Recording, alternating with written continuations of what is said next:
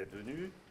Et un grand merci à celles et ceux qui ont contribué à l'organisation de cette journée. La plupart interviendront dans la journée, mais d'autres, comme Rémi ou Julien, d'autres, n'interviendront pas.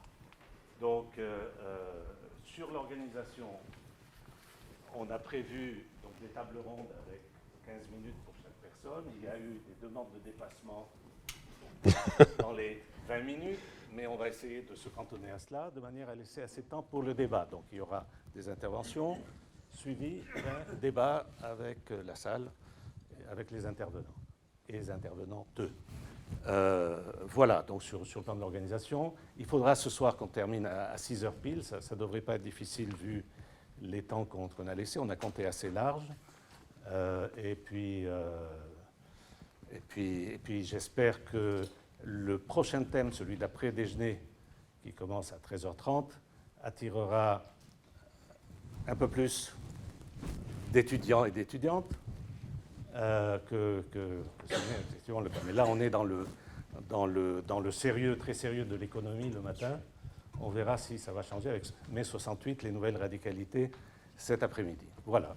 Et puis, merci à Razmig, grâce auquel on a pu obtenir cette salle. Bonne réunion à tout le monde. Bonjour à toutes et tous. Bienvenue à l'Université Paris-Cité. Je voudrais commencer juste par remercier les organisateurs et particulièrement Gilbert pour cette initiative. Comme vous le savez sans doute, en France, on assiste à un phénomène de redécouverte de pensée marxiste des années 60-70 qui font l'objet de rééditions depuis peut-être la fin des années 2000. Gramsci a été redécouvert, Poulantzas a été redécouvert. Il y a eu des livres consacrés par exemple à Suzanne de Brunoff, récemment sur Trotsky. Bon. Évidemment, tout ça est loin d'être devenu mainstream, mais on assiste de plus en plus à des relectures de ces pensées un peu passées dans l'oubli du fait de la contre-révolution néolibérale. En France, il y a une nouvelle génération de lecteurs et de relecteurs de ces écrits qui émergent. Et donc, évidemment, encore une fois, tout ça est loin d'être devenu mainstream, mais je pense que sur le front de la bataille intellectuelle, quelques progrès significatifs sont en train d'être faits en France. Il faut souhaiter que l'heure de la redécouverte de l'œuvre de Ernest Mandel soit arrivée, je veux dire à une échelle relativement large. Et évidemment, c'est un effort qui sera fait par des éditeurs qui en font déjà des efforts. Mais peut-être qu'à la suite de Poulantzas, Gramsci et quelques autres, dans les années qui viennent, ce sera cette œuvre-là qui va être l'objet de lecture, de relecture par les jeunes générations, elles aussi.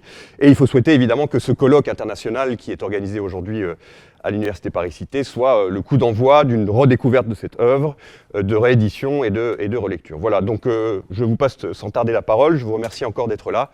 Et voilà, bon débat. Bonjour, je me présente d'abord, je suis Manuel d'Allemagne. Il y a très longtemps, j'ai rédigé une thèse sur l'œuvre d'Ernest Mandel. Les nombreux camarades et camarades présents qui aiment lire en allemand peuvent l'acheter là sur la table. Mais on dit que c'est paru en Angleterre, en anglais, chez Brill. Et on dit aussi que ça va paraître en français, probablement encore cette année, chez Sileps. Ouais. Ouais, c'est ça, et moins cher, on dit. Bon, j'ai écrit ça, j'ai terminé l'écriture de ça vers la fin de l'année 2005. Et quand je lis dedans, pour moi, c'est un dictionnaire, hein. C'est comme si quelqu'un d'autre l'avait écrit. Enfin, maintenant, ça sort en anglais, donc ça commence à exister. J'ai bien accepter l'aimable invitation de Gilbert d'introduire les intervenants dans notre première table ronde, mais j'ai deux remarques préalables. Premièrement, Charles-André Udry de Lausanne m'a chargé de vous dire qu'il aurait bien aimé participer à l'événement aujourd'hui, mais qu'il ne peut pas parce qu'il est trop malade. C'est dommage. Voilà, il s'excuse. Deuxièmement, pour la langue, nous allons parler ici de choses pas tout à fait banales. D'une part, d'autre part, pas tous les intervenants sont nés en France. Leur langue maternelle est une autre. Et donc, vous savez que c'est un peu difficile de s'exprimer sur des choses pas trop banales dans une autre langue que la propre langue maternelle. Donc, je fais appel à ce que nous soyons... oui, et qu'on a l'entraide, quoi.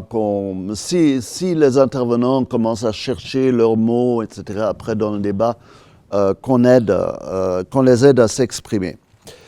Maintenant, pour introduire, si je dis des conneries, tu me corriges, hein, pour introduire notre camarade Daniel Albarracín, il est d'Andalousie, il est membre du comité de rédaction de Viento Sur, non, et membre dirigeant des anticapitalistas dans l'État espagnol.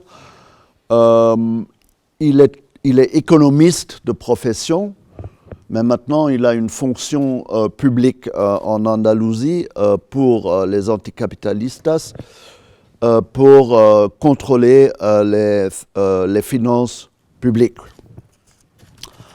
Il va parler des ondes longues, il va expliquer lui-même. Moi, je vais seulement dire une chose de ma mémoire personnelle. Quand Ernest Mandel a parlé des grands événements extra-économiques, hein, qui peuvent être le point de départ d'une nouvelle onde longue à caractère expansif, j'y ai pensé tout de suite quand l'Union soviétique s'est écroulée. Ça va être un des sujets que Daniel traitera. Pourquoi ce n'était pas le départ d'une nouvelle onde longue à caractère expansif? Mais on va l'écouter, vaut mieux l'écouter lui que moi. Et tu commences. Hein. Merci beaucoup pour votre présentation. Première des choses, bonjour à tous, à toutes. C'est un plaisir pour moi d'être avec vous aujourd'hui. Je voudrais tout d'abord m'excuser parce que pour mon français, c'était la première fois que je m'adresse au public dans cette langue. De plus, comme je vais lire mon discours, je m'en remets à votre indulgence pour les mauvais traitements que je pourrais infliger à cette nouvelle langue. Mon intervention portera sur le modèle de l'accumulation en ondes longues développé par Ernest Mandel à l'époque du néolibéralisme d'État.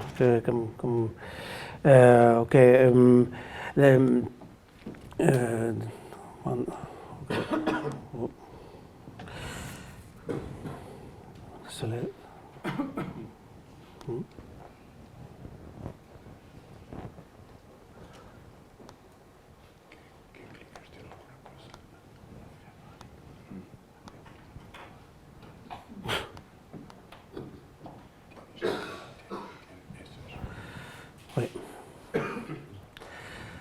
Ok. La contribution plus connue de Ernest Mandel a probablement le modèle d'accumulation de capital en ondes longues.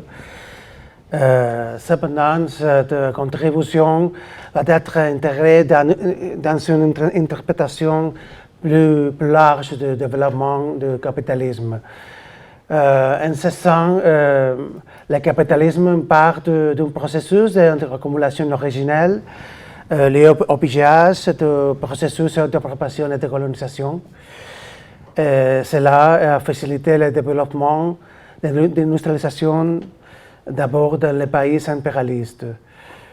Si le capitalisme s'est imposé en s'appropriant la richesse de la planète, il se consolide en exploitant les valeurs produites par le travail. Avec l'établissement de nouveaux rapports sociaux, l'État bourgeois et la logique de la marchandise se répandent et la logique de l'accumulation du capital devient la dynamique économique prédominante. Une fois le cadre général établi, la dynamique d'accumulation est déterminée par le taux de profit à long terme. Ainsi, l'accumulation décrite de longue période d'expansion et de dépression, dépressionnaire, conditionnée par des conflits sociaux et politiques et d'éventuelles contre-tendances.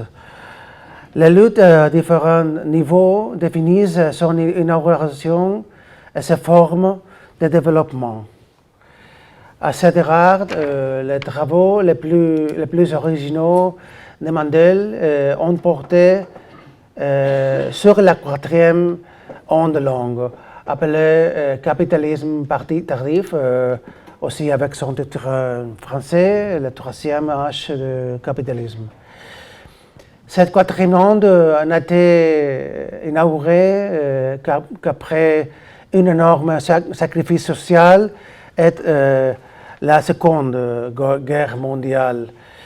Je voudrais maintenant parler sur le déclin de la quatrième onde longue.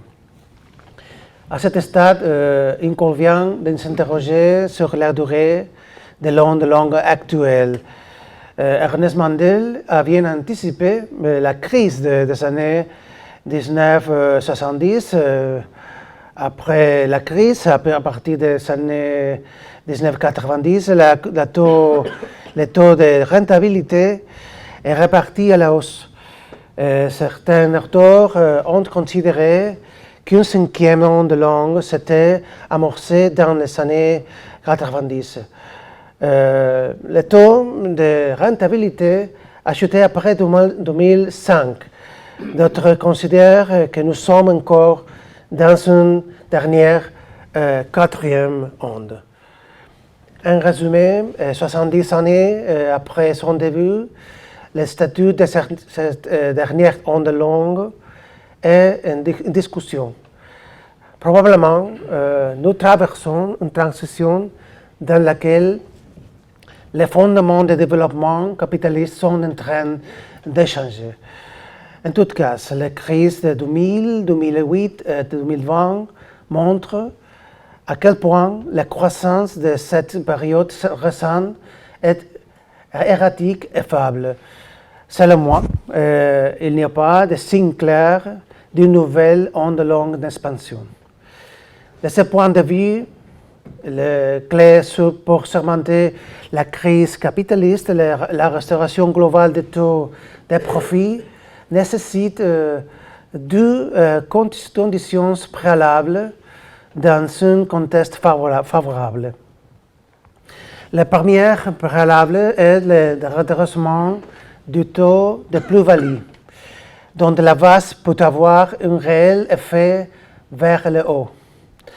Les coûts salariaux unitaires réels qui font référence à la plus-value relative et au salaire relatif sont clairement en baisse après 2021. Une tendance qui, selon les institutions internationales, pourrait perdurer. La deuxième condition préalable est une diminution de la composition organique du capital. Cela nécessite une forte destruction du capital fictif et productif, peut-être en raison d'une grave crise économique. Il faudrait, à tout le moins, une destruction généralisée d'entreprises due à une crise d'insolvabilité, d'endettement ou financière, cassée par un autre phénomène dépressionnaire ou dépressif tel que la guerre.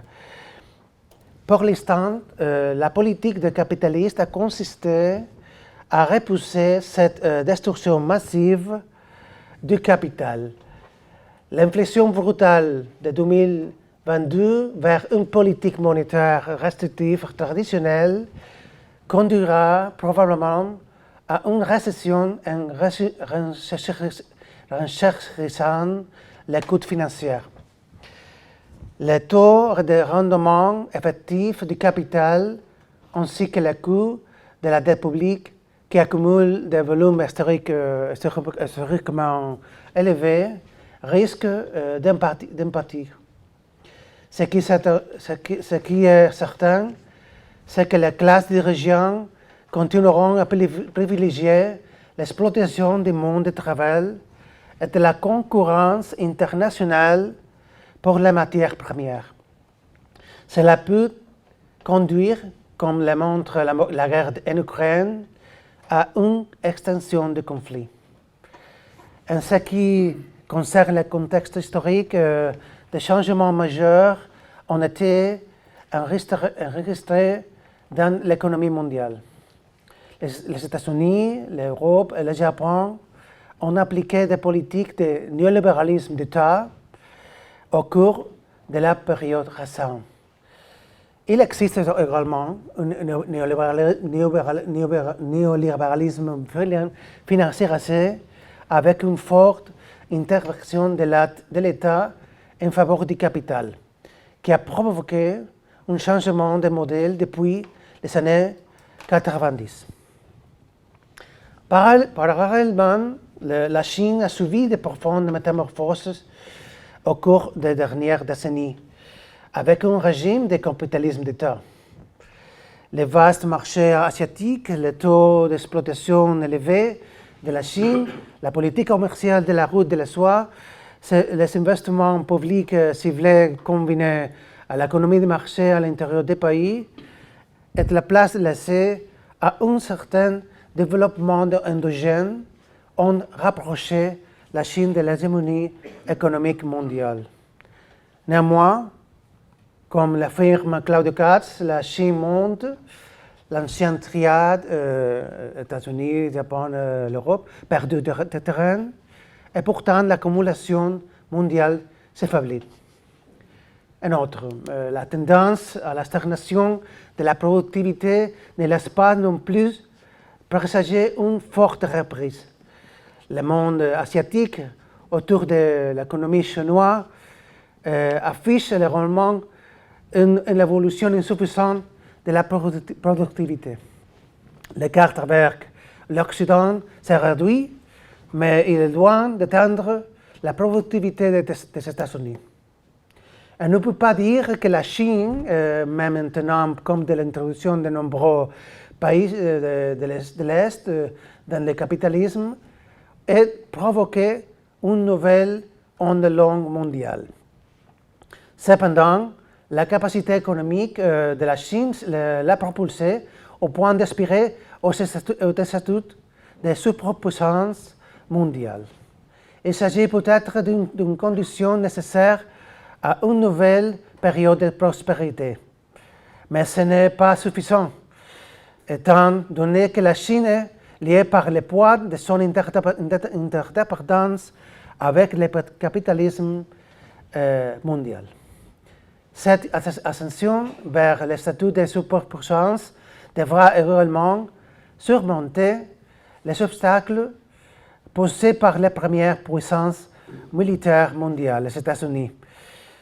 Dans le même temps, la Chine devra également combiner son ascension avec la formation d'un vaste mouvement ouvrier à l'intérieur du pays, qui réclame davantage de redistribution et de droits sociaux.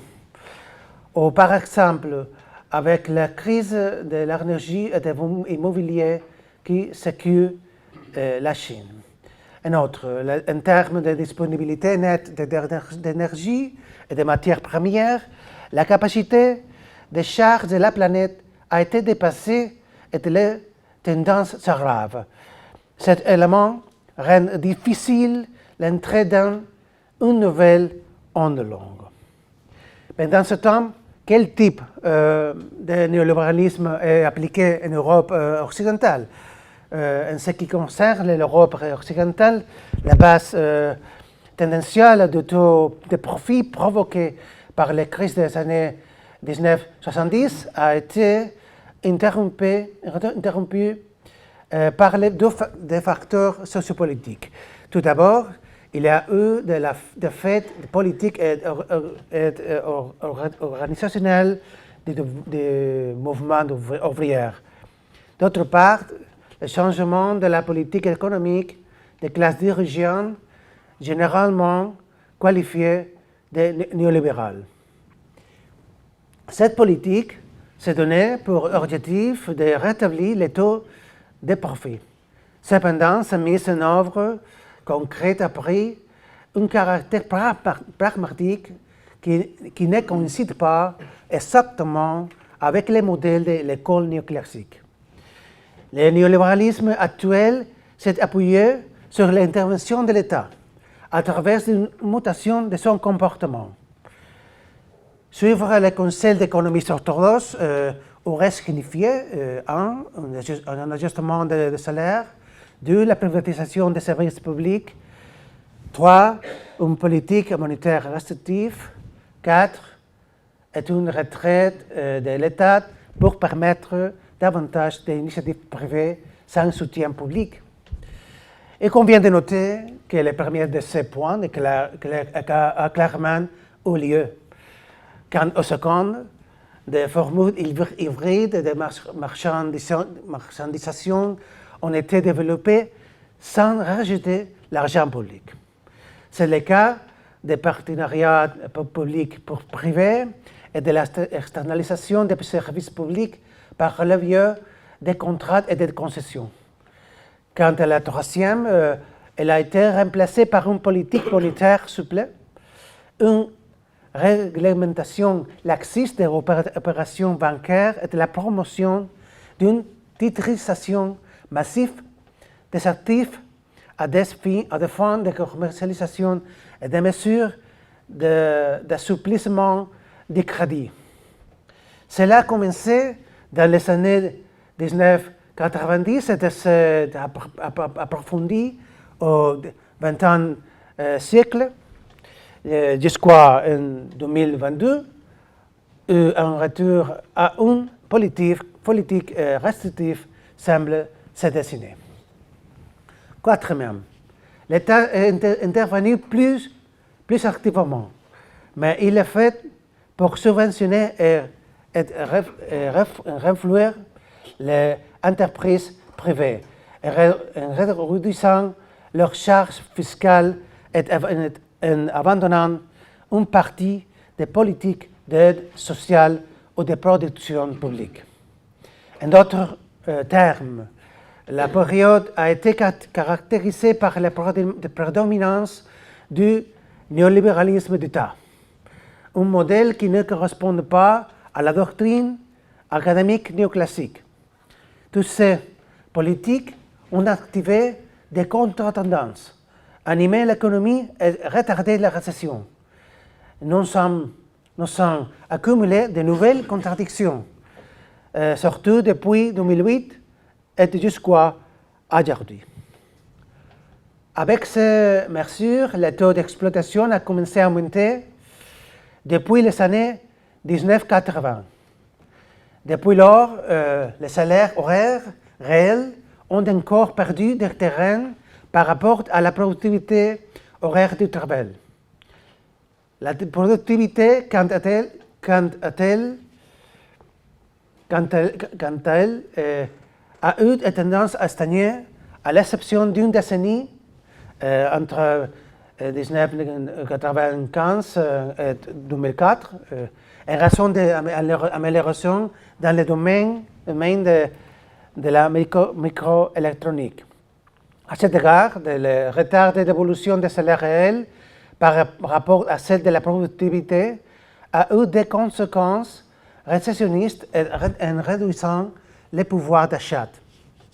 Ce phénomène a toutefois été compensé par le baisse des taux d'intérêt.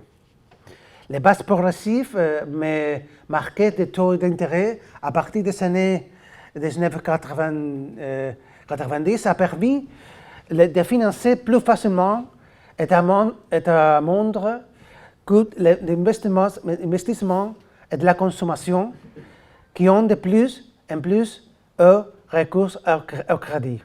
En conclusion, le taux de profit effectif d'entreprise est remonté à des niveaux proches de ceux de l'après-guerre au début du nouveau millénaire. La rentabilité brute d'exploitation a été plus élevée en raison de la modération des coûts de main-d'œuvre et de la viabilité des coûts financiers dus à des taux d'intérêt très bas. Le phénomène de l'hypertrophie financière était prévu depuis la fin des années 1990. Le processus de financiarisation a été facilité par la titrisation des actifs qui a favorisé la fluidité des acquisitions financières entre les secteurs et les pays. Son essor ne doit pas conduire à gérer l'équilibrage entre capital rentier et capital industriel. Il n'y a pas de divorce définitif entre le taux de profit et l'accumulation. Si c'est le cas, ce n'est peut-être qu'un processus temporaire. Les différents segments du capital, financier, extractif, logistique, industriel, commercial, sont mus par des intérêts interdépendants malgré la concurrence. En bref, les entreprises sont en concurrence pour la masse de plus-value après qu'elle a été extraite de travail et seulement après, elles sont en concurrence pour le profit global. Par conséquent, l'intérêt premier commun du capital est de privilégier les conditions d'exploitation et de garantir les vireurs d'accumulation. Mais ce processus s'est achevé en 2008. Les politiques publiques mises en œuvre ont choisi d'affronter cette crise avec des mesures qui combinent l'ajustement des salaires et de la main-d'œuvre, la réduction des salaires indirects, la fourniture des services publics et par le biais des partenariats publics-privés, c'est-à-dire le financement public de l'activité privée, avec des aides et des renflouements considérables. Il en est résulté une crise budgétaire sans précédent qui a entraîné une augmentation constante des déficits publics et de l'endettement de l'État. Il s'en est suivi une gigantesque opération de conversion de la dette publique et de la dette privée en dette publique, dans un nouveau format et un épisode de socialisation de pertes à grande échelle. En conclusion, l'idée d'une onde longue reste utile. Cependant, bien que la dynamique globale montre des tendances et des connexions communes, nous considérons que le concept d'onde longue doit être délimité par les grandes zones de marché régionales qui suivent leur propre rythme et rencontrent des asynchronies. Cela nous invite à développer un modèle d'interprétation plus complet et cohérent, basé sur l'articulation de la théorie du développement inégal et de la dépendance d'une part et de la théorie des ondes longues d'autre part, dans une perspective ouverte. En tout état de cause, nous devons caractériser correctement le véritable néolibéralisme auquel nous sommes confrontés, qui est un néolibéralisme d'État, en gardant l'esprit que l'économie de marché, en somme, nécessite beaucoup d'intervention de l'État bourgeois pour fonctionner correctement. La somme de contradictions et de l'incapacité à surmonter la crise de surproduction ainsi que les limites socio-écologiques prédisent une longue crise qui oscillerait entre faible reprise, stagnation et dépression. La crise pandémique d'abord, la guerre ensuite, mais surtout la crise climatique et énergétique accentueront les problèmes objectifs d'accumulation en plus des difficultés inhérentes à la logique capitaliste. Enfin, si cette crise systémique n'est pas confrontée à une alternative organisée, le néolibéralisme d'État appliqué jusqu'à présent pourrait céder la place à un néolibéralisme autoritaire et disciplinaire. L'alternative que nous continuons à imaginer pour éviter cela est une lutte patiente, consciente et organisée pour construire une société éco-socialiste, libre, égalitaire et émancipée. Merci beaucoup à tous.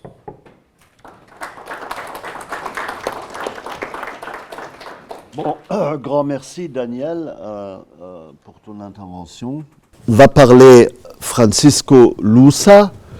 J'étais un peu ému hier quand Yannick m'a dit qu'il milite comme révolutionnaire dans la 4e internationale depuis 1972. C'est comme moi, si c'est vrai.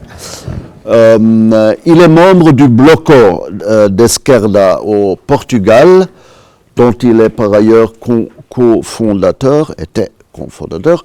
Il est économiste, il était professeur à l'Université de Lisbonne. Il travaille depuis longtemps sur les ondes longues, sur ce concept, comme toi. Dans le premier livre, c'était après la mort d'Ernest, il y a eu un séminaire à Amsterdam et après les interventions ont été transcrits et publiés sous la direction de Gilbert, ici présent. Et là, par exemple, Francisco avait fait un exposé sur les ondes longues. Le titre, c'était Ernest Mandel et les pulsations de l'histoire, non? C'était à peu près ça. Et il a continué à travailler là-dessus. Et il y a 1h30, je lui ai demandé, tiens, c'est drôle, c'est pas toi qui parles sur les ondes longues, c'est Daniel. Donc toi, tu parles sur les ondes courtes? Non. Il m'a répondu, non.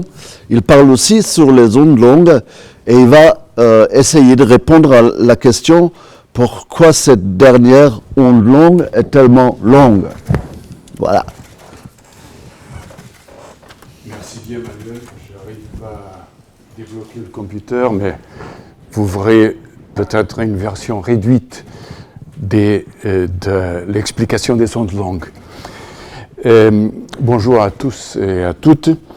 Ernest Mandel a écrit en 1964 son premier article sur les ondes longues.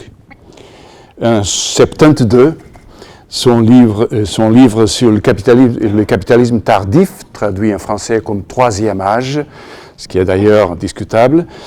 Et en 95, ces conférences Marshall, sa troisième contribution sur les ondes longues. Pas plus que ça, quelques articles de plus.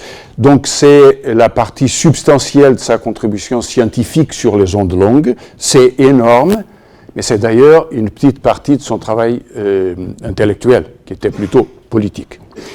Mais ça surprenait l'Académie, évidemment, parce qu'à l'époque, Solow, Samuelson disait et croyait que la croissance était continue. Le fait qu'un marxiste seul, parmi les marxistes, pouvait prévoir la fin de l'onde longue de l'après-guerre, c'était déjà assez surprenant. Mandel n'a pas pris la position de Kondratiev, d'ailleurs n'a pas pris la position de Trotsky sur les ondes longues, parce qu'il croyait, comme vous le savez, qu'il y avait une dynamique économique dans la phase A, croissance, et une dynamique sociale qui déterminerait la possible fin de la phase B, croissance limitée. Je crois, hélas, qu'il a été mal compris. Et c'est parce que plusieurs de ses amis ont pris la notion des ondes longues comme une mécanique, donc comme une politique, et en particulier comme un pronostic.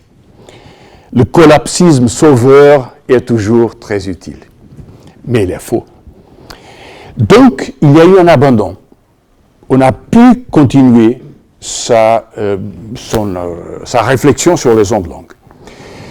Et d'ailleurs, il y a une difficulté, parce que s'il y a eu 4 ondes longues, il y a quelque chose d'étrange dans l'onde longue courante. Parce que il y a 50 ans de la phase B. On n'a jamais vu ça. D'autant plus que l'impulsion technologique qui permettrait une nouvelle expansion existe déjà, depuis longtemps d'ailleurs. Elle est présente, la capacité technologique. Donc ce que je vais vous suggérer, c'est deux thèmes de réflexion. D'abord, plus court, le concept des ondes longues, qui a d'ailleurs été bien traité par Daniel, le concept, l'utilité, et deuxièmement, pourquoi cette onde longue était tellement longue. Je commencerai par le débat Loch Ness. Loch Ness, comme vous savez, existe, on y croit, mais on ne le voit pas. Et c'est ce que tous les économistes ont dit sur les ondes longues. Ça existe peut-être, vous le croyez, mais on ne les voit pas. Et pourquoi est-ce qu'on ne les voit pas? On ne les voit pas d'ailleurs parce qu'on utilise des techniques d'analyse statistique, économétrique, qui se basent sur la décomposition. Il faut séparer les dynamiques, les périodicités, l'analyse spectrale en particulier. Il doit y avoir dans les phénomènes économiques des périodicités surposées, ce qui d'ailleurs n'existe pas, parce qu'il y a un seul phénomène économique, social et politique d'ailleurs, qui s'exprime dans les rapports économiques. Mais après, et donc le débat Loch Ness, c'est quand même, il y a des crises. Vous voyez dans le graphe les plus grandes crises depuis le siècle 20 et 21. Des grandes crises, avec un changement de régime. Vous voyez la crise de 29, la guerre mondiale. Il y a un changement de régime après, évidemment. Il y a une grande croissance, mais il y a quand même, pour la première fois au siècle 21, la première crise après la Seconde Guerre mondiale qui a entraîné la diminution en termes absolus du produit mondial, la crise du subprime de 2008 et 2009. Donc les crises plus graves au siècle XXI qu'à la deuxième moitié du siècle XX. Donc quelques économistes ont cru qu'il y avait une récupération. Mais voyez, ça c'est la phase A et la phase B. Les taux de croissance, un bleu pour les plusieurs pays, les années 60, après la guerre jusqu'au point de tournant au milieu des années 70, et les taux de croissance après ça. Ils sont beaucoup moins impressionnants. Et si on voit l'économie dominante, l'économie des États-Unis, vous voyez à gauche la phase A de croissance et à la droite la phase B. Il y a eu une remontée. Ça a impressionné plusieurs économistes. Reati, par exemple, notre ami Reati. Duménil, il disait qu'après 2000, il y avait une nouvelle phase de montée. Anwar Shaikh, qui a d'ailleurs travaillé beaucoup avec Ernest Mandel. Robert Brenner, prospérité après 93. Mais, même s'il y a eu de remontées, vous les voyez dans la droite du graphique, la tendance générale dans cette période est des taux de profit beaucoup plus réduits que dans la phase A. Il y a une différence entre la phase A et la phase B. On peut expliquer plusieurs, enfin je ne vais pas détailler la table, et elle indique qu'il y a eu une récession globale des années 60-70, le système mondial est différent, Bretton Woods est fini, il y a eu la défaite du Vietnam, il y a eu quand même une réponse rapide, globalisation, néolibéralisme. Il a permis des petites récupérations. Mais ce qui a changé après, c'est qu'il y a des changements institutionnels. Et ça, il faut bien voir, parce que ça peut expliquer pourquoi l'onde longue est tellement longue. Par exemple, l'indépendance des banques centraux. Ça a changé les données de la façon de la conduction politique, la direction politique des affaires économiques, donc du contrôle économique de la société. L'imposition de l'austérité ou de la précarisation comme forme de normes de travail. Des nouvelles institutions, l'Union européenne ou l'euro, par exemple. Et y compris l'inclusion conflictive qu'elle est, mais l'inclusion de l'ancienne Union soviétique et la Chine dans le marché mondial. Et donc, ça a changé, parce que ça a permis une reconfiguration du néolibéralisme après les années 80. Donc, ce n'est pas la même chose que quand Thatcher ou Reagan ont commencé le procès de globalisation néolibérale au début des années 80. Ça a changé les formes d'appropriation de la plus-value, donc la création de valeur, et je vais détailler un peu après, parce que la financiarisation de l'extraction de la plus-value, donc le capital rentier dont Daniel a parlé, a changé les normes d'absorption de la plus-value absolue, et l'inégalité a changé les formes d'absorption de la plus-value relative. Et donc, c'est des changements très importants, vous les voyez aussi, les profits financiers basés sur l'extraction des rentes, l'austérité, les réductions des taxes, des impôts pour produire l'augmentation artificielle par redistribution des taux de profit, des taux de gain pour le capital et pour la richesse. Mais ça, c'est peut-être l'explication la plus importante. La part des profits qui est absorbée par les profits financiers, ce que vous avez dans le graphe, évidemment, il y a une diminution à la crise qui est marquée en rouge du subprime, la crise de 2008 et la récession de 2009 et après, mais l'ensemble général, c'est qu'il y a une croissance, un changement, et ça change la nature de la répartition de valeur, ce qui permet d'expliquer le problème que je veux discuter. Donc, il y a deux conditions pour une nouvelle phase 1. Il faut un nouveau régime d'accumulation avec un succès, et il faut une technologie, une capacité de production qui permette que sur quelques branches de l'économie s'accumulent les profits et donc les entreprises dominantes dans ce processus d'accumulation de capital. Donc il faut la connexion entre la capacité et l'imposition, y compris sous la forme de l'imposition de l'État. La technologie existe et elle provoque d'ailleurs un changement qui est très important et peu discuté parmi nous, c'est que les coûts du capital fixe, le capital fixe est moins cher. Et ça ne s'est pas passé dans les révolutions industrielles précédentes. Ce qui signifie que la composition organique du capital est moins chère, est réduite. Donc ça permet d'impulser la montée du taux de profit par le simple fait que la tendance historique traditionnelle de la montée de la composition organique est inversée. C'est moins cher d'acheter aujourd'hui des moyens de production dans quelques branches de l'économie qu'auparavant. Donc la technologie existe. Mais le régime d'accumulation, on voit des formes de ce régime, des formes autoritaires d'ailleurs. Il faut bien penser sur ce thème. Mais donc, ces deux conditions, technologie, capacité, et, deuxièmement, régime d'accumulation, sont quand même soumises à une tension sociale.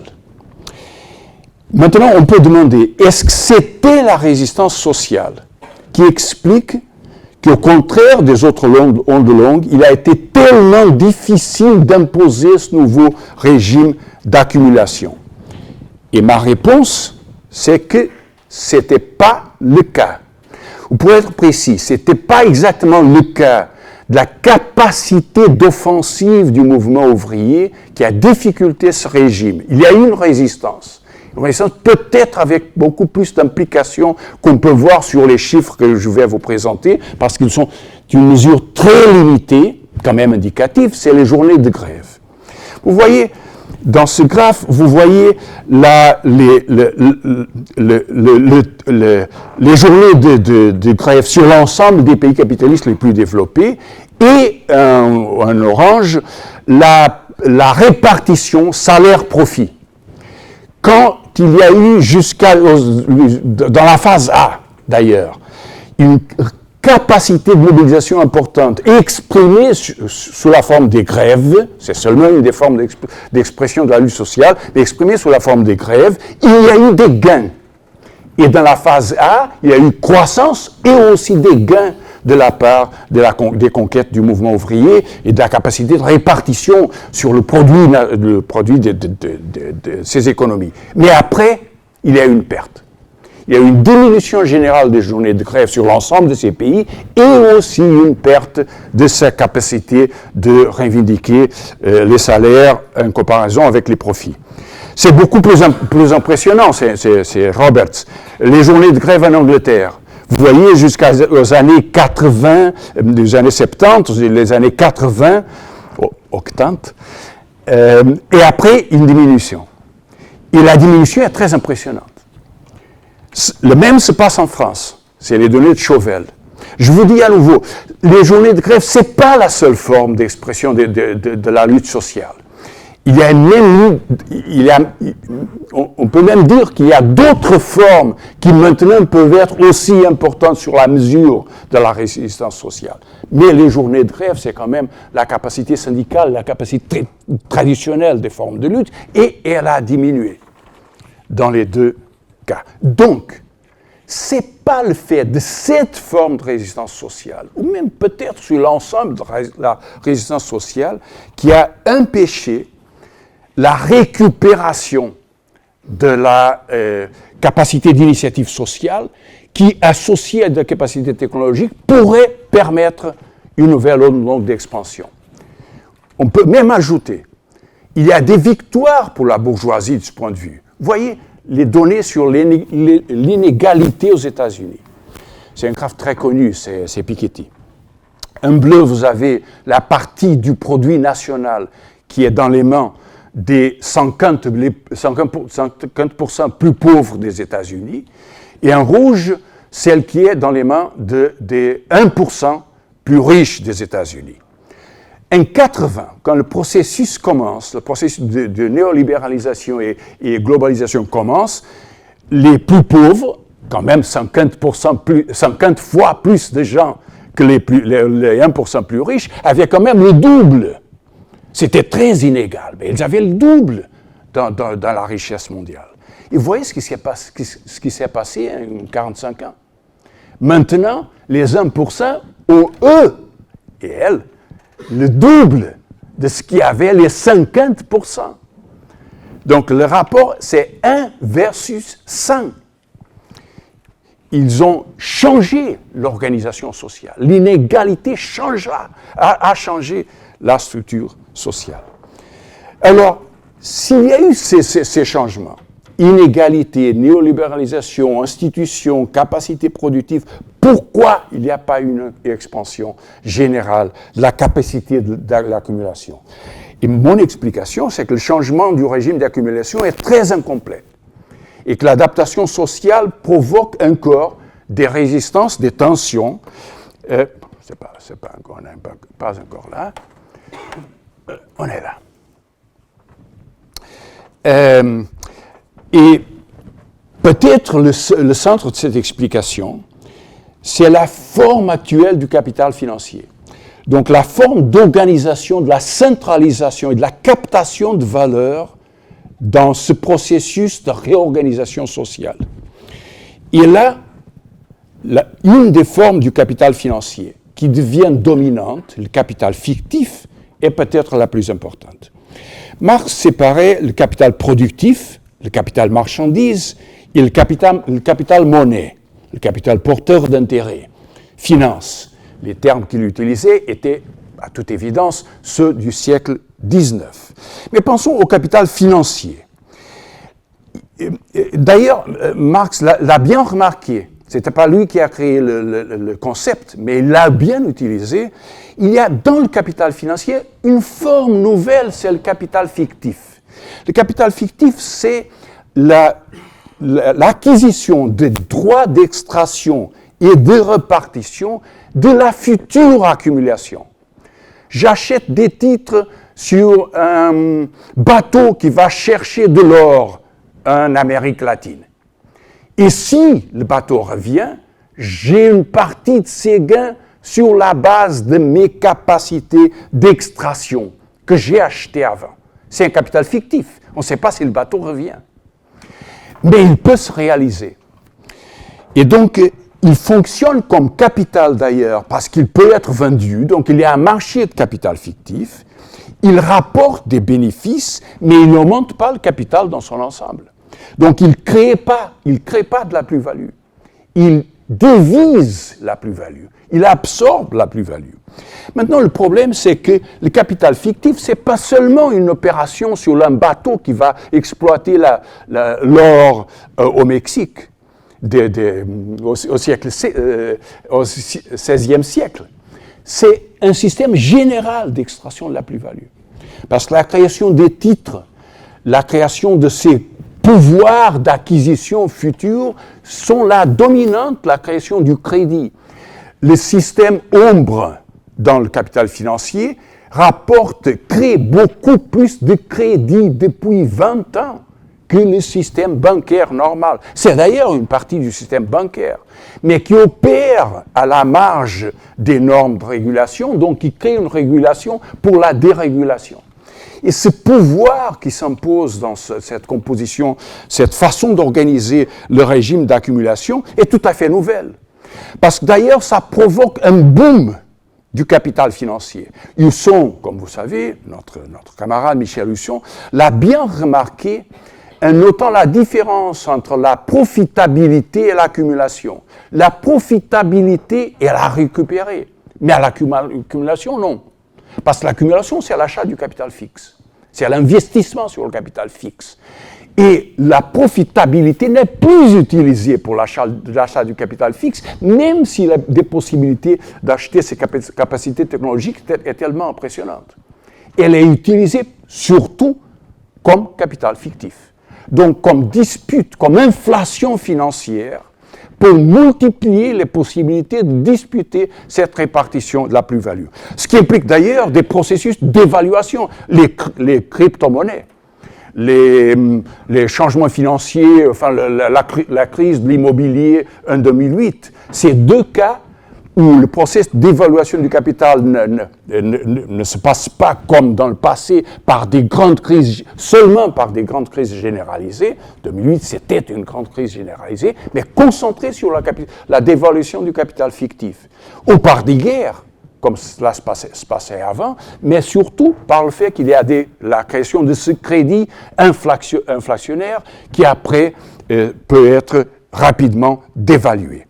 Donc ça implique une conséquence, c'est que ce régime d'accumulation, pour être développé comme la base de cette répartition, doit être une intervention politique, le néolibéralisme politique, autoritaire. Il faut des régimes autoritaires pour imposer à la fois l'inégalité et les conséquences de cette dévaluation, parce que cela implique la perte de crédit, la perte de savings, comment tu dis, des épargnes. Une perte énorme parce que les gens participent dans ce processus. Donc c'est une dévaluation sociale imposée sur l'ensemble de la société, pas seulement sur les capitaux. Et ce système autoritaire, politique et économique, c'est un système de dette et un système de confrontation. Donc, à mon avis, c'est le fait qu'il y a une réorganisation de la distribution de la valeur concentrée sur la finance qui est le noyau essentiel de ce régime d'accumulation autoritaire. Donc, conclusion, de ce point de vue, l'onde longue est longue parce qu'il y a une restructuration sociale et politique comme dans les autres cas, mais unique cette fois-là, parce qu'elle est concentrée sur la réorganisation du capital lui-même.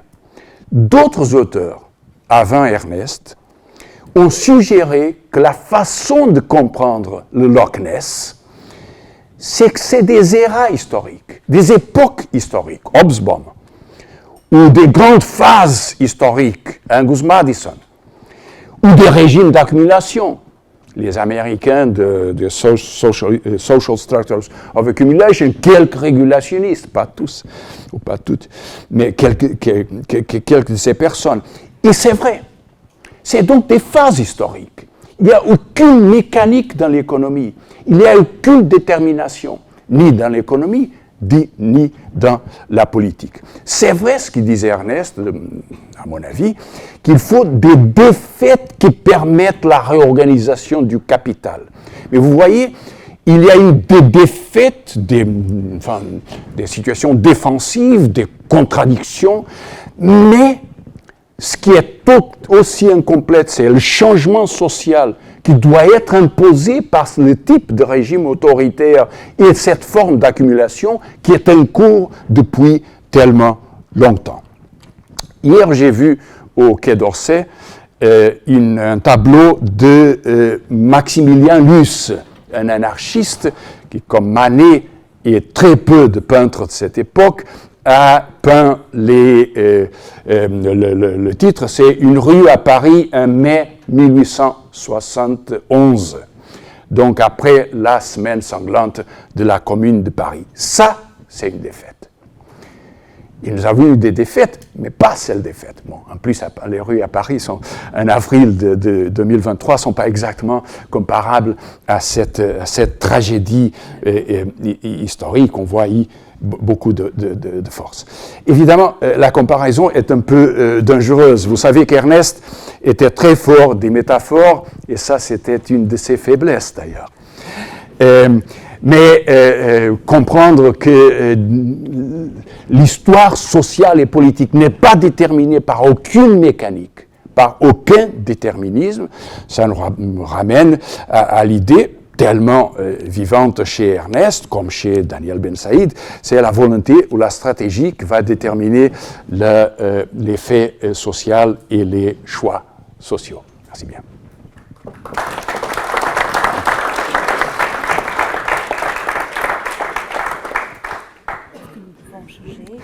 Oui, bien sûr.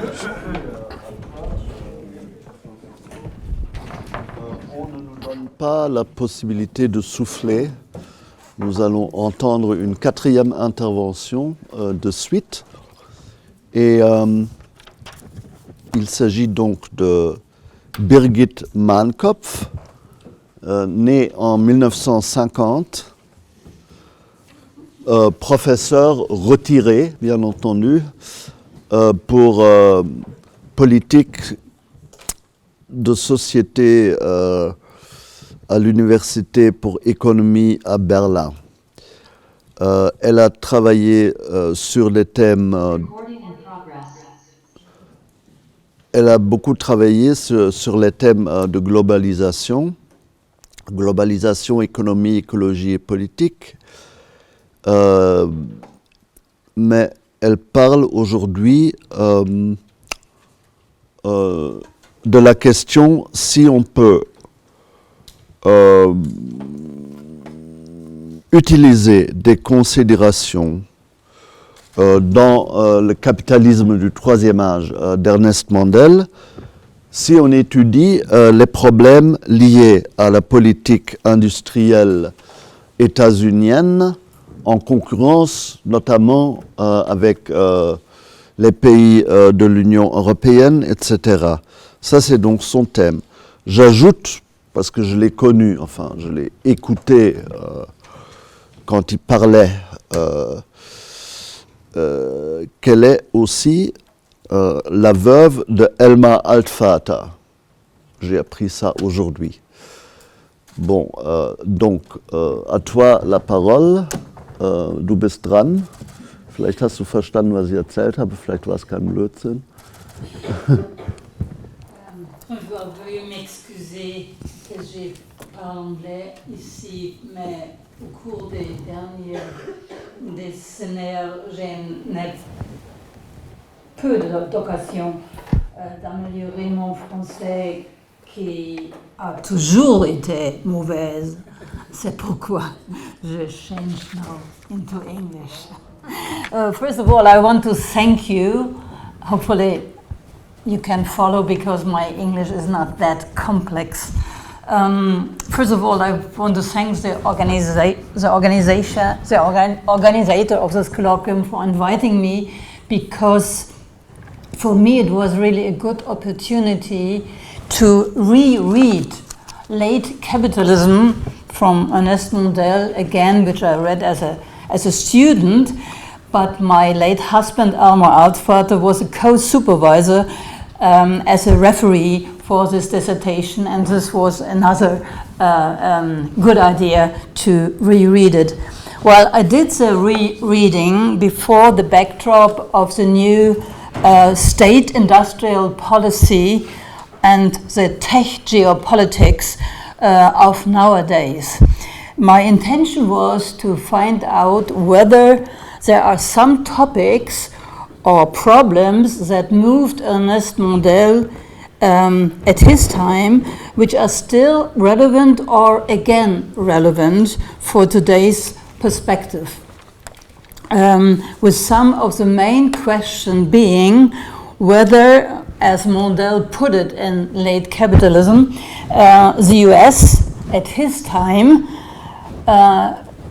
was, and the question is, can it still be claimed to be a guardian of global capitalism? So this was my question for rereading Late Capitalism again. Well, recent moves of advanced industrialized countries from geo-economic competition to, one can say, back to geopolitical expansion of power with the aim of extending economic as well as military dominance into the sovereign space of other states would probably have come as little or no surprise to Mondale. After all, he has written about the tendency, I quote, of hardening antagonism of several imperialist entities, with the US, Western Europe, and Russia in his mind, but obviously not reckoning with a rising world power, China. At his time, it was a hot topic that the US steel, automobile, but as well electrical industries, there we had much higher wages than were paid in Europe. US companies achieved both high profit mass and higher profit rates through lower production costs per unit, and above all, through their technological advantages. Further, they profited from a significant higher degree of self-financing than their European competitors. However, today, business credit increased by similar magnitude in the US and in the Eurozone, but at his time, however, Mondale had not only identified an easier access of US corporations to capital markets as one of the main causes of their technological advantages over European competitors. Mondale also argued that countries with a higher organic composition of capital also receive a larger share of total surplus value than technological backward ones. They have to spend less on wages and salaries, but more on machinery, on equipment, on laboratories. For Mondale, this explained the surplus profit of US corporations that arose from technological monopolies with greater purchasing power and higher returns. But for this to happen, corporations have to take, I quote again Mondale, big risk. And indeed, US corporations at his time could take bigger risks, and they can do also today. This was at his time due to the fact that the promotion of risky technological innovations was often financed and organized by the US military in cooperation with a selected number of firms. This was a case of the famous Apollo program, and this was a case of the DARPA program, which resulted in the ARPANET, the forerunner of the Internet, which was based on a cooperation of Silicon Valley corporations with the US government, US military, and US elite universities. Due to their dual use dimension, meaning that these new technologies were applicable for civilian and military purposes, at the same time, these state-financed innovation program turned out to be very successful. And this, one can guess, the US government today seem to assume could also be the case today, if, but only if, the US would win the most recent geopolitical scramble on the production of semiconductors, on so-called clean technologies, and the critical minerals and metals needed to produce these technologies.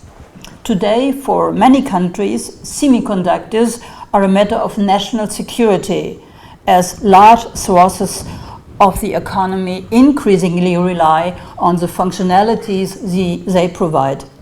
But most importantly, cloud computing as well as semiconductors are necessary for modern war fighting. Same holds for sophisticated algorithm and the equipment for autonomous driving and flying. Before this backdrop, the US CHIPS and Science Act of last year aims to fund semiconductor research, but also includes guardrails intended to prevent companies from building production facilities in China. This strategy is sparkling unease even among close US allies in the European Union, in Japan, in South Korea, but even in Taiwan and in India. Countries the US is very dependent on. But at the same time, these countries are very dependent on China, since all operate production facilities there and are dependent on numerous imports from China. Thus, US policy faces accusation of brutal protectionism both from allies and competitors alike. Nevertheless, the Biden administration had made clear that technology export restrictions will be the tip of the spear against great power rivals such as Russia, but particularly China. However, when it comes to spending on research and development, today the US is no longer the undisputed leader it was in Mondel's time. Its share of GDP spent on R&D has fallen, while at the same time the share of GDP spent in China on research and development has risen. Even if the US remained the global leader in breakthrough artificial intelligent innovation, China has become the world's top high-tech manufacturer and a severe competitor in key technologies, and it leads in AI implementation, and it surpasses the US in quantum communication. This is obviously a big challenge regarding the dual-use dimension of all these technologies, so a challenge for military supremacy. And here we can again build on Mondel's argumentation, who wrote in Late Capitalism that, I quote, the permanent rearmament in the US since the end of World War II was the most important lever for absorbing surplus capital, and at the time the most important motor for technological innovation and thus for accelerated growth of the organic composition of capital. After all, the arms industry is completely independent of the limited absorption capacity of the market, since the client and the customer of the arms industry is the state. Therefore, Mondel argues the arms industry does not pose any danger in the form of an economic crisis. The danger it poses is simply the wars that will be fought with the new modern weapons sooner or later. Here indeed, a contemporary seems to be speaking to us. According to the Stockholm-based International Peace Research Institute, in 2001, so 1 year before Russia invaded Ukraine, world military spending reached an all-time high of more than $2 trillion, and the US still made up the lion's share of military spending, representing nearly 40% of the world's military spending. And state funding of military research and development in the US is still rising. Thus, to refer to Ernest Mondel's framing, the US indeed can still be claimed to be the, I quote, guardian of global capitalism, above all because its permanent arms industry goes hand in hand with a much stronger contribution by the state to the financing of R&D in advanced technology. But how does the second pillar of the new US industrial policy fits into the picture, namely the so-called Inflation Reduction Act? Even though this new doctrine of productivism has triggered a so-called subsidy war between the US and Europe, at least it promises to create good jobs and to foster a transition toward clean technologies in the US. So can we really be against? Well, realistically, all manufacturing in the US and elsewhere will likely increase an automation powered by artificial intelligence, which threaten to leave millions of white-collar workers behind over the long run. Secondly, the US, as most European member states, but also Japan and South Korea alike, face the same problem, which was not the case at Mondel's time: finding qualified personnel in the near future, particular engineers and technicians, but also skilled workers to modernize its rotten infrastructure, build transmission infrastructure across states, and do all the job left by robotics and artificial intelligence. Problems China might not have, at least not in the nearest future.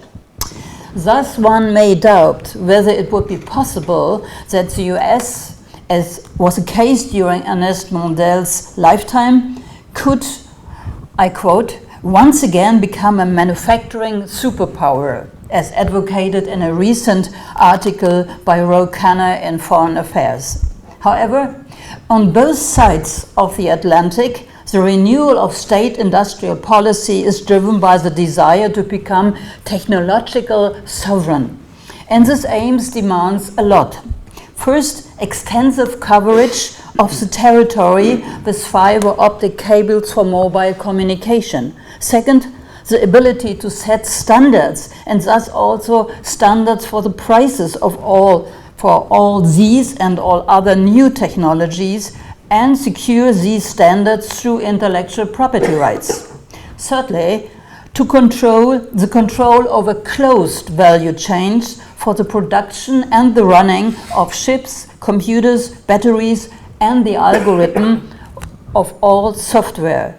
Fourthly, the ability to prevent cyber attacks from private firms or against private firms, but also against basic infrastructures and military installations. Something obviously the US is not so good on, as we recently can read in the newspaper.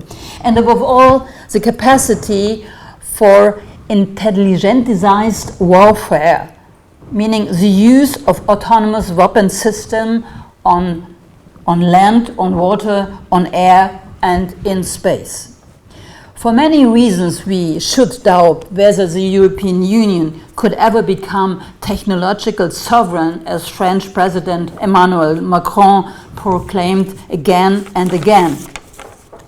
But also for the US, the new strategy of friend-shoring, which aims to decouple industrial production as well as foreign direct investment as much as possible from China, might end up as a disaster, namely in hard military conflicts on natural resources needed to produce all these nice new technologies. In recent times, most of the minerals and metals for batteries, for ships, for solar photovoltaic, for wind turbines are cheaply sourced from abroad, mostly from China. Particularly, the EU's plan to ramp up its renewable energy capacity depend heavily on cheap imports from China, both for technologies and for raw materials. Without those imports of turbine nacelles, generators, brakes and blades produced in China, we would neither have the renewable energy capacity installed so far in the Union, nor would we have even a tiny chance to triple and quadruple our renewable energy capacity as planned over the next 7 years in order to reduce CO2 emission drastically. Trade blacklists, as those recently used by the US in order to cut off China from developing a domestic and semiconductor industry, might provoke China's own government, it already started, to start to limit the export of some technologies, as it already did with some components for solar photovoltaic, and thus weaponize the choke points China controls. And the choke points China controls are mainly raw metal exports and the huge ports China operates along the Asian shores. Finally, despite ongoing attempts of the US to fix its status as a defender of global capitalism, which can pursue its interests no matter what it will cost for other nations and people, we are confronted with a secular problem, with peak production of nearly all non-renewable minerals and metals, but also of an increasing amount of fertile land and water reservoirs. But without cheap inputs of raw materials and energy, the growth machine of late capitalism simply cannot work. For Ernest Mondale, it was always crystal clear that the defining element of capitalism is economic growth as the aggregate effect of the quest to accumulate capital and extra profit. At the same time, he was aware that perpetuated growth on a finite planet leads inexorably to ecological problems. Nevertheless, late capitalism is dominated by a fundamentally positive attitude towards technological developments of all kinds. Mondale was admittedly aware that the form of accumulation pattern leads to irreversible damages of people's natural environment because it is based on an individualistic rationality that does not take into account the social nature of reproduction and the costs to be borne by the society as a whole. But his understanding did not go so far as to take into account the reproduction needs of non-human nature. Therefore, just like most of his Marxist contemporaries, he did not subject the industrial form of the capitalist production process corresponding to this individualistic rationality to a fundamental critique. Instead, he wished to, I quote, develop a radical revolution in technology and, I quote again, implement options which are not based on profitability calculation but on humanity's self-preservation and self-realization combined with a democratically planned economy, as Frédéric Thorin recently gave us the quotes to. However, a critique of the technosphere, which has grown steadily with modern industrialization, destroying the planet's biosphere, especially since the great acceleration process from the 1950 onwards, is not subjected to any fundamental critique in Mondale's case either, even though this would have been just as important as a critique of the capitalist accumulation process, as the individualistic rationality of the accumulation process corresponds to rationality of the industrial form of the production process. Its aim is to free itself as much as possible from the limitation inherent in the nature of the working human beings. Thank you for your attention.